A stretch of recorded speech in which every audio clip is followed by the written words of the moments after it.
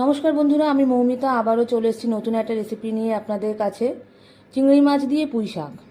আমার স্বাদের সন্ধান কুকিং চ্যানেলে আপনাদের সবাইকে স্বাগত। আশা করি সবাই ভালো আছেন। চলুন রান্নাটা শুরু করি। এই রান্নাটা করার জন্য আমি কুচো চিংড়ি নিয়ে নিয়েছি 300 গ্রাম মতো। প্রথমে এতে নুন হলুদ মাখিয়ে নেব। হাফ চামচ নুন দিয়ে দিচ্ছি, আর হাফ চামচ হলুদ দিলাম, আর হাফ চামচ নুন দিয়ে দিচ্ছি। তারপরে মাছটাকে ভেজে নেব। এই রান্নাটার জন্য কুচো চিংড়ি হলেই ভালো হয়। চিংড়ি মাছটা একটু হালকা করে ভেজে নেব।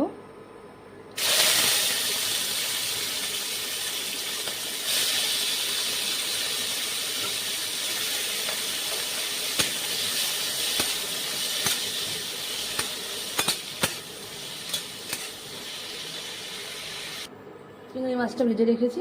এই যে চিংড়ি মাছ ভাজা হয়ে গেছে।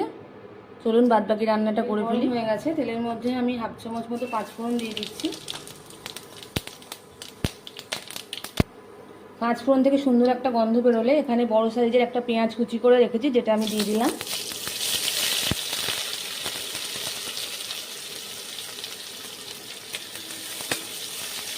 পেঁয়াজটা একটু লাল লাল করে ভাজতে হবে। আগে মায়ের হাতে এই সমস্ত রান্না খেতে অসাধারণ লাগতো, তাই আজকে বানাচ্ছি। পেঁয়াজটা হালকা লাল লাল ভাজা হয়ে গেছে। এখন আমি সবজিগুলো দিয়ে দিচ্ছি। এখানে আলু, কুমড়ো আর ঝিঙে কেটে রেখেছি, সেইগুলোই দিয়ে দিচ্ছি।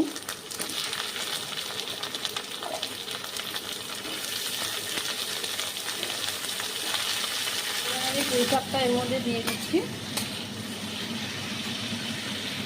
এখানে আমি পুঁই শাকটা কেটে ধুয়ে রেখেছি, সেটাই দিয়ে দিলাম।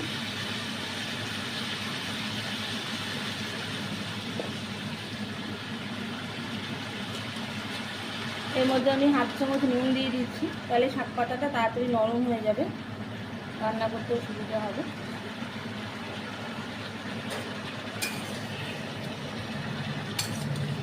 ঢাকা তুলে দেখে নেব একবার।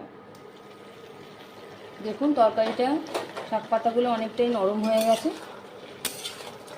এবার এর মধ্যে গুঁড়ো মশলাগুলো একে একে দিয়ে দেবো।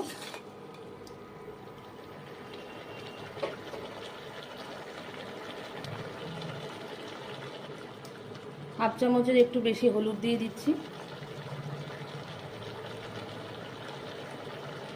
হাফ চামচের একটু বেশি লঙ্কার গুঁড়ো দিচ্ছি, একটু ঝাল ঝাল হবে।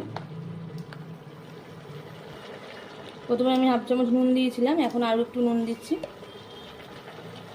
তারপর টেস্ট করে সেই মতো দেব। দুপুরবেলা যদি মুসুর ডালের সঙ্গে এরম একটা তরকারি দিয়ে দেওয়া যায়, তাহলে এক পদেই সমস্ত ভাত খাওয়া হয়ে যাবে, আর অন্য কিছুর প্রয়োজনই হবে না। এক চামচ চিনি দিয়ে নিচ্ছি। এবার আমি সেদ্ধ হওয়ার জন্য ঢাকা দিয়ে দেবো। জল দিতে হবে না, শাক পাতা থেকে যে জল বেরোয় তাতেই সেদ্ধ হয়ে যাবে। আঁচ কমিয়ে দেবেন।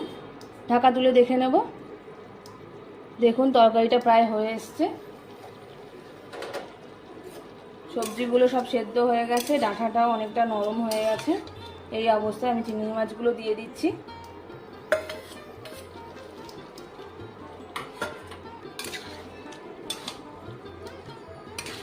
ভালো করে মিশিয়ে নিতে হবে। আরও কিছুক্ষণ হবে।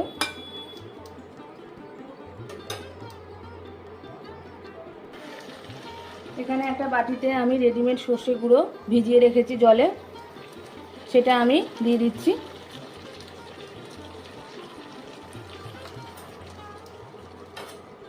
এটা দিলে তরকারি স্বাদটা অনেকটাই বেড়ে যায়। আমি এখনও মিনিট দুয়েক ঢাকা দিয়ে রেখে দেবো, চিংড়ি মাছটা যাতে তরকারির সাথে ভালো করে মিশে যায়। একটু মাখা মাখা তরকারি হয় এটা। মিনিট দুয়েক রেখে দিলাম। চিংড়ি মাছ দিয়ে পুঁই শাক রেডি। এবার তরকারিটা আমি সার্ভিং বলে ঢেলে রাখবো। চিংড়ি মাছ দিয়ে পুঁই শাক রান্না রেডি। চিংড়ি মাছ দিয়ে পুঁই শাক রান্না রেডি। আপনারা এইভাবে বাড়িতে বানিয়ে আমাকে অবশ্যই কমেন্ট করে জানাবেন কেমন হয়েছে। আমার রান্না যদি আপনাদের ভালো লাগে তাহলে অবশ্যই আমার চ্যানেলটাকে লাইক, শেয়ার এবং সাবস্ক্রাইব করবেন। বেল আইকনটা ক্লিক করতে ভুলবেন না। নতুন যদি কিছু রান্না দেখতে চান তাহলে কমেন্ট বক্সে জানাবেন। আজকের মতো এই অবধি। নমস্কার।